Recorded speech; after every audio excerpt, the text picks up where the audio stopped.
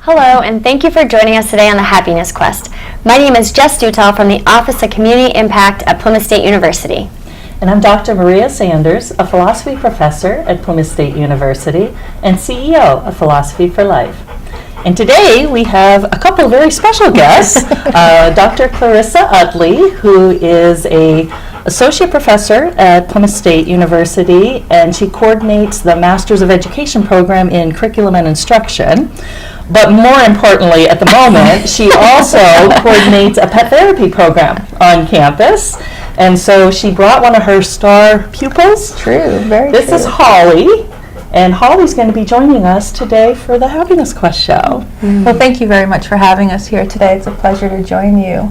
We're so happy to have you. And I feel excited to see Holly because I go way back with Holly and her humans who have come to the youth center in the past and worked with some of our youth there. So it's nice to be reunited. Yeah, I first met her through Restorative Justice when I was speaking there, and now she's making a fantastic foot warmer. Yeah, you're doing great. Yes, Holly is definitely one of our star and most requested pet therapy dogs that we work with, both on campus and in off-campus facilities as well. So what is a pet therapy animal? So a pet therapy animal is a pet who does have people, and that's who she's going towards. So if you're watching this and you're curious, she's trying to go towards her guardians. But a pet therapy dog is a dog who is trained to be very sociable, very touchable, and to really exude their personality when they are with clients or in a social setting. She is not a service dog, and service dogs are trained to be task-driven, and they're trained to give support for one individual person on a specific task, such as answering the phone or opening the door or helping with balance and mobility issues. A therapy dog is there for a lot of emotional support, and also to be able to provide just a general sense of happiness and goodwill with the people that they are around. And are most pet therapy animals dogs, or is there a variety? We at Plymouth State University work exclusively with dogs, but there are national and international organizations that do recognize various species. So there's a national organization called Pet Partners, and they currently register 9 different species of animals. Oh, really? Everything from rats and pigs to mini horses and llamas. I saw there's an airport that has pigs, I believe. It is in Denver, Colorado. Okay, you're familiar with it. Yes, they have a therapy pig who serves as their meet and greet pig and helps to ease flyers' anxiety. I love that. Oh, that's All a place where we kinds could use a little animals. stress relief. Yeah, absolutely. Hi. So, Clarissa, can you talk about the difference, again, between the service dog and a therapy dog? Because I know I grew up with my uncle who's blind who had a guide dog, and there were very strict rules. Like, I could not touch her while she was in her harness, and yet it's different. So some people may see Holly with her harness on and assume that she's working in a way that would, they shouldn't touch her. Absolutely. And one of the great things about a pet therapy dog or animal is the ability to pet and to touch. A service dog is working when they have their vest on, and at that point they're supposed to be solely focused on their person, Right. on the client that they're helping. And they have been trained for a specific task or group of tasks. Yeah. She knows there's treats knows here where the now. mic is. So a therapy dog is supposed to be approachable and is supposed to be more generalized, helping with attitude, moods, and getting people to reduce anxieties a bit. Good girl. So it's always best to ask, right? The Always human best the to dog ask. is with. Is there a difference in color? Because I know a lot of service dogs were blue. And some are orange. And orange, or red. okay. So there are a multitude of colors for the vest, and it depends on which type of agency might be registering or credentialing the dog and the team. Service dogs will normally have a red or an orange or blue, and it will say working or service dog. If you do happen to get a chance to look closely at Holly's vest, it will say therapy dog, please pet me. So she really is asking people to engage with her and to kind of share some of her personality with her. And animals are so unconditional with their love, right? So I have to share this, and I'm personally glad that our shoot last week got canceled because our beloved Zoe, our dog of 15 years, passed away. That was hard because she was our first baby. Part of the family. And part of the family, and our 3 children didn't know life without her. So it was so much harder than I ever had anticipated. Even after watching Marley and Me and knowing it was going to be difficult, it was devastating for all of us.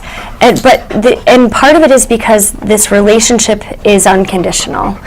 It's not complicated, it's not tumultuous, and Zoe was always there for whenever I needed her. And it's hard to go into that house now knowing that she's not there, but animals give us that, right? They give us support regardless, and they're just all loving all the time. So can you talk a little bit about what your patients that you work with, your clients, how they benefit, their well-being benefits from interacting with all these different kinds of animals? Sure.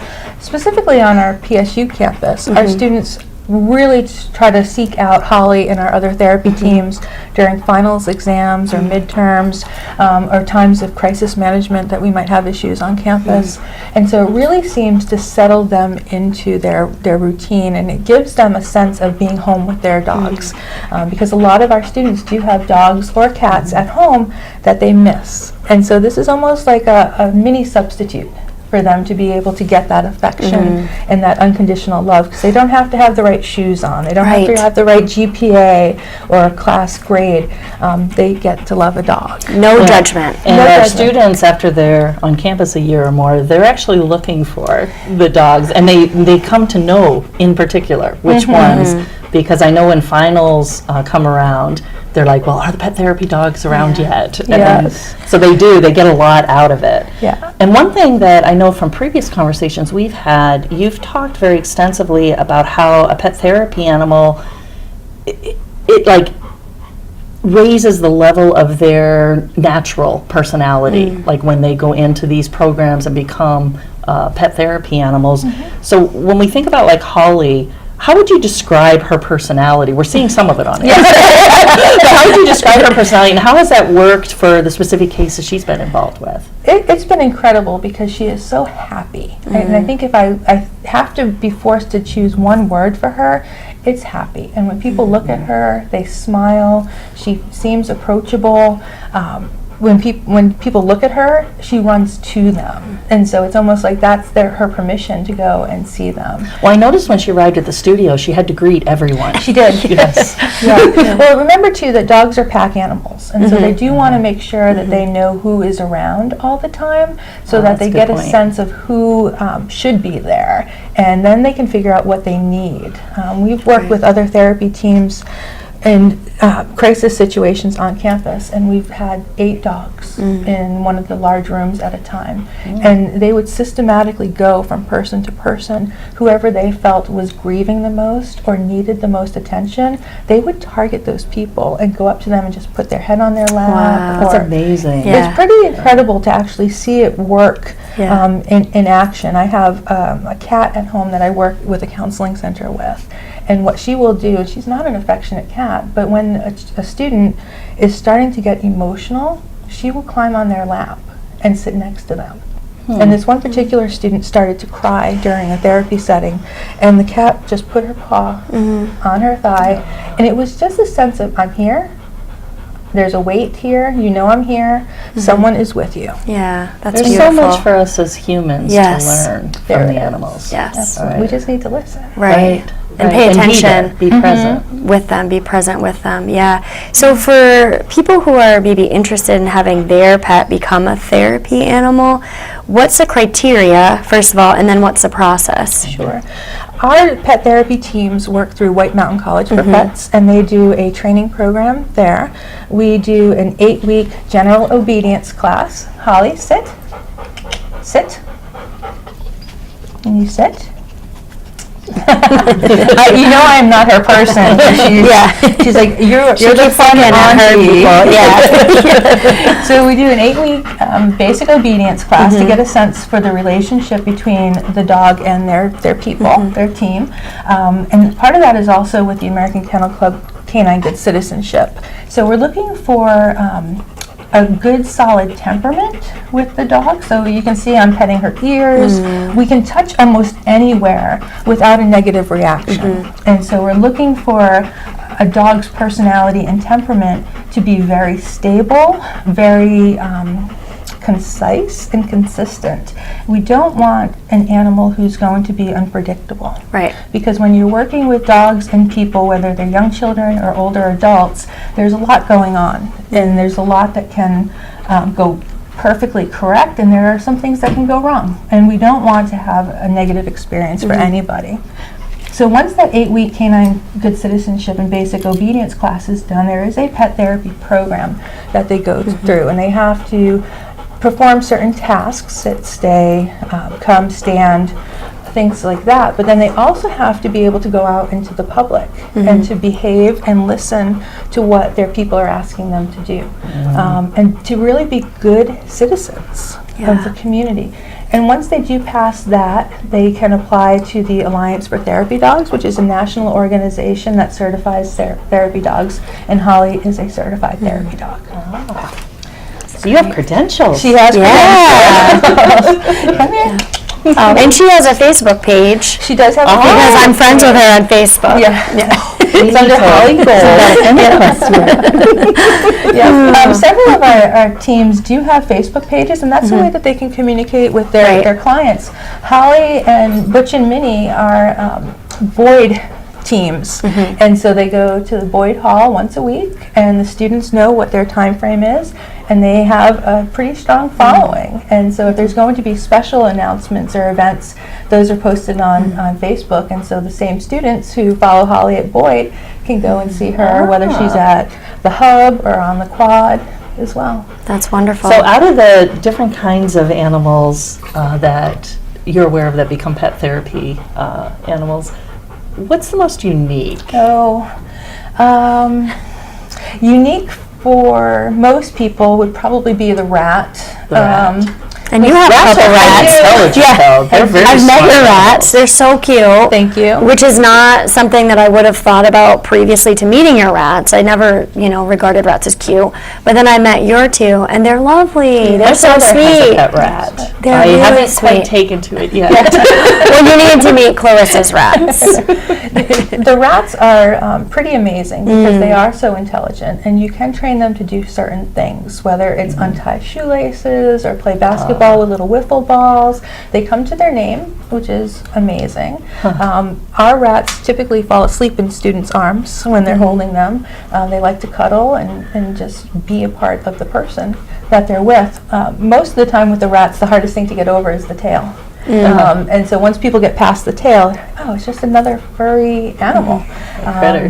It's challenging with rats because they are short-lived. And so they have a very short relationship with the people. How long do they live? 2 to 3 years typically. I didn't That's realize it was that hard. short. Right. And so part of the training with the rats takes up a good chunk of their lifespan, if you will. And so being able to work with them as much as you can is really important to do that too. And I am currently, as we've talked about, working with some mini cows and mini donkeys in thinking about the pet therapy work with livestock.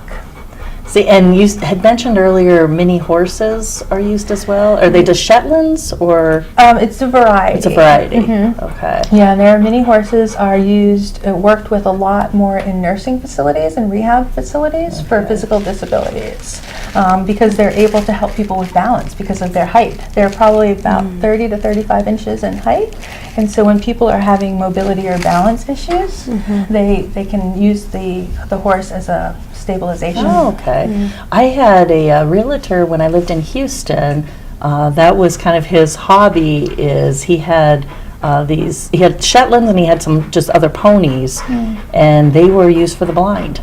That was kind of their specific training. Right. And they worked a lot with the blind individuals and mainly youth. But it was fascinating to watch and the training that went into it. It is. It's pretty amazing.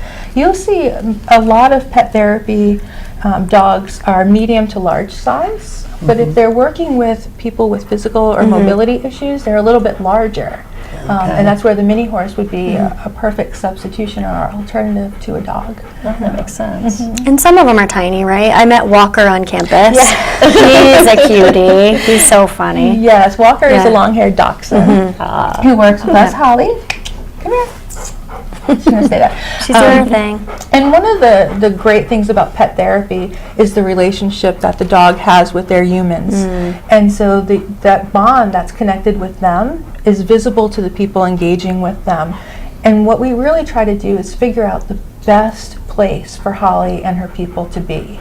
And all three of them agree that they love working with college-age students. Really? Like, that's their thing. We do too. Jess and I like working with college age. Holly, Me too, yeah.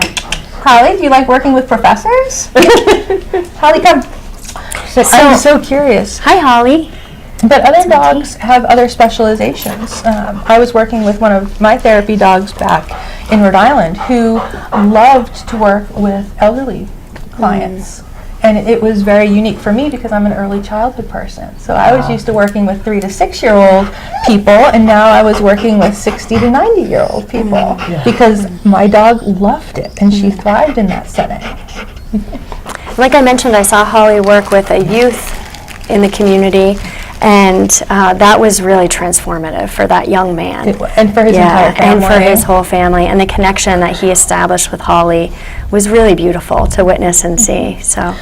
And what makes the restorative justice program so wonderful, as you both know, it's a community-wide program. And so the work that Holly did with that youth not only transformed him and his family, but his interactions with the rest of the community too. He's become quite the member of his community. And he gained confidence. He did. Because he took part in helping to train Holly, which was really lovely to see. And that confidence it gave him, you know, to care for another life. It comes full circle. Yes. It does, and you can definitely see that in his interactions with his family members and with his classmates as well.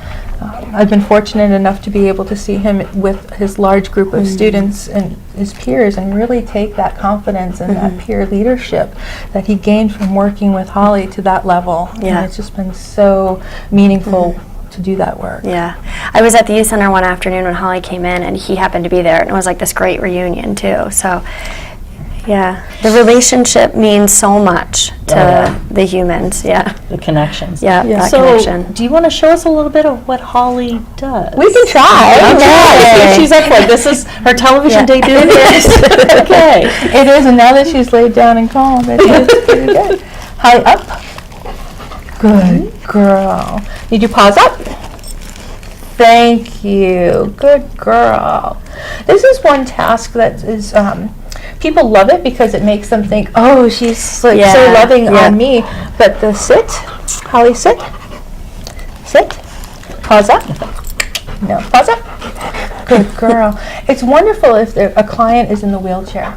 And so they can actually get to touch more of her if she's up, but we don't necessarily want her to jump up without permission because we want to make sure everybody is comfortable with what's going on. Can you do head down?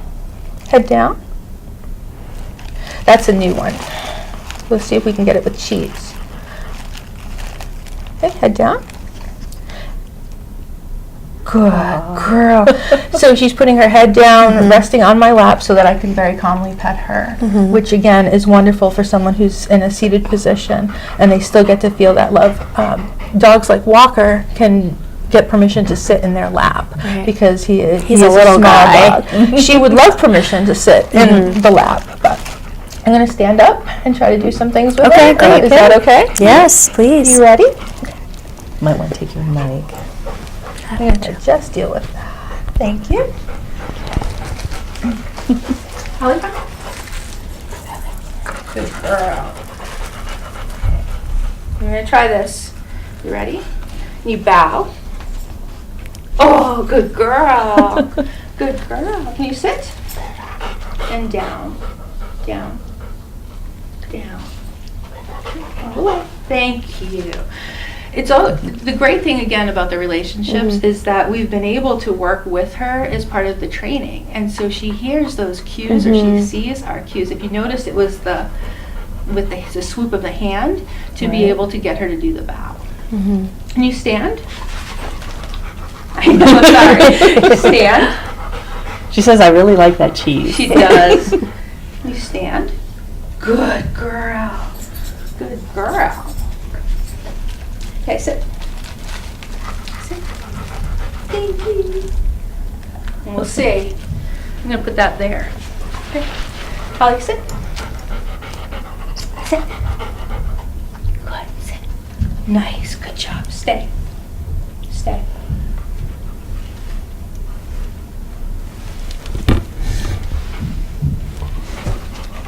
Sit.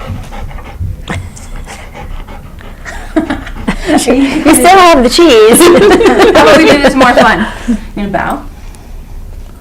Big bow. Big bow. Downward dog. Girl. I know that one. Sit. Sit. She's back. Yeah. Sit. Very good. Good girl. Good girl. I'm gonna try one that she probably doesn't know. Ready? Can you do a high five?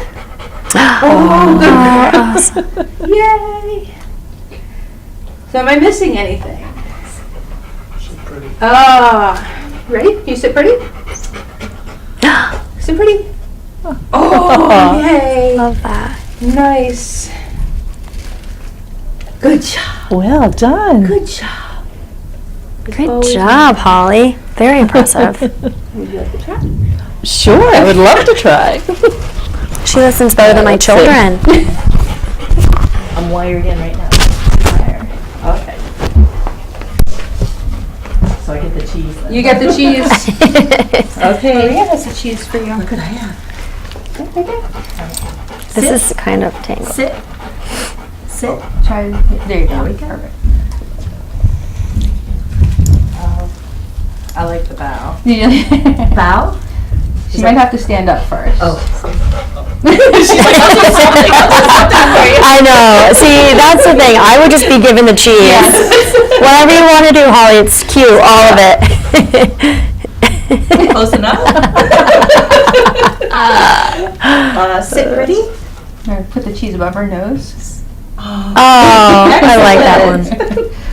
What am I missing? Oh, high five. Let's You see can do if I high can do five. that. Do I have to put it anywhere special? No, just hold your hand up and High do five? Oh. Yes. There's my best friends. So that is also part of the training, is being able for her to take commands from Different multiple people. You're pretty good. You're doing good on your TV debut. Yeah, she's doing excellent. That's excellent.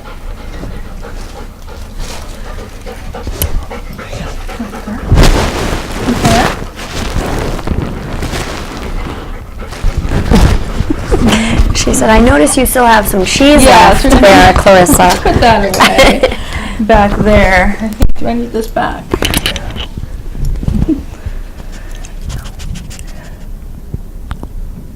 So now, how long has Holly been in the program?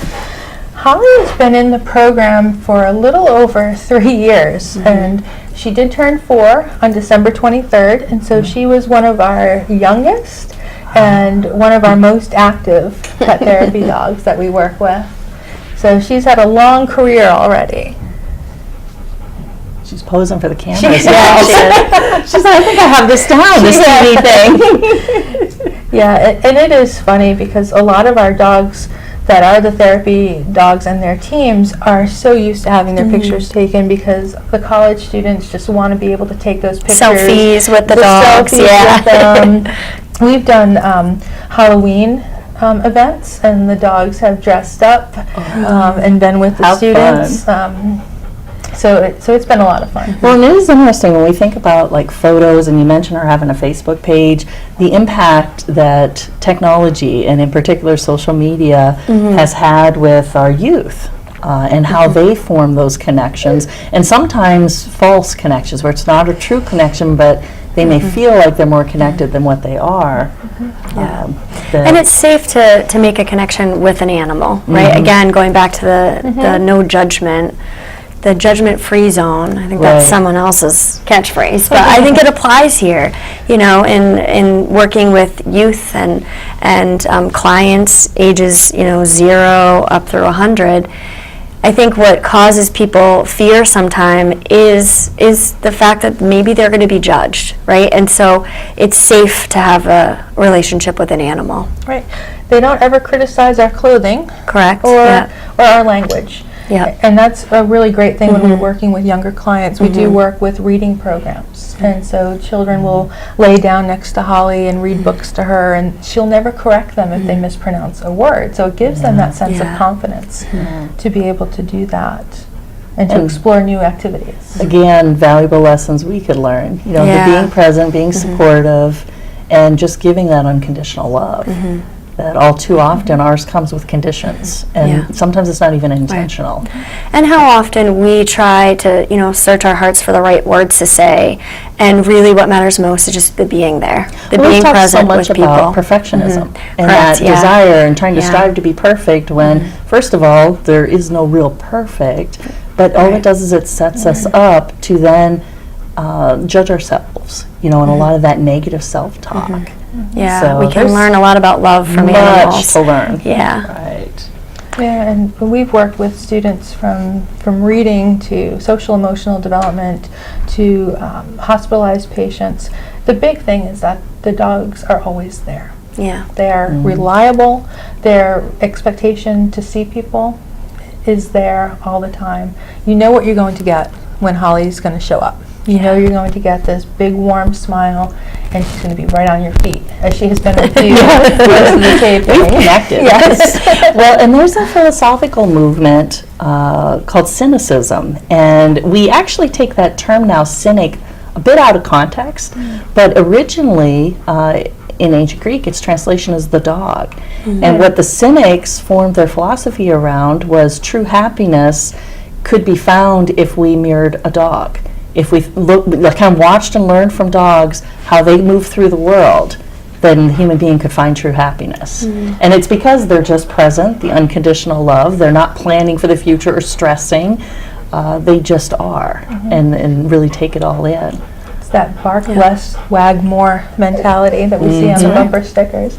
Holly, can I see you? Holly? Hi, yeah.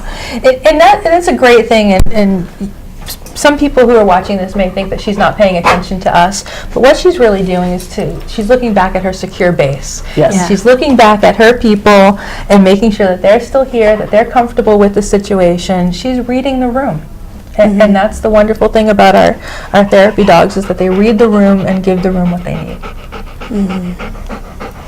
Well, we're you're definitely beautiful. fans, Holly. Yeah, yeah. And I see that, unfortunately, we're almost out of time, though I don't want this session and this program together to end. But we want to thank you so much thank for you. coming and sharing your work with us and sharing Holly with us. And thank you so much to Holly's Humans Yes. for coming. It's been a wonderful time. Yeah. We've thoroughly enjoyed it, and she is a rock star, and I'm glad that she was able to give you all a little bit of happiness today and make you smile.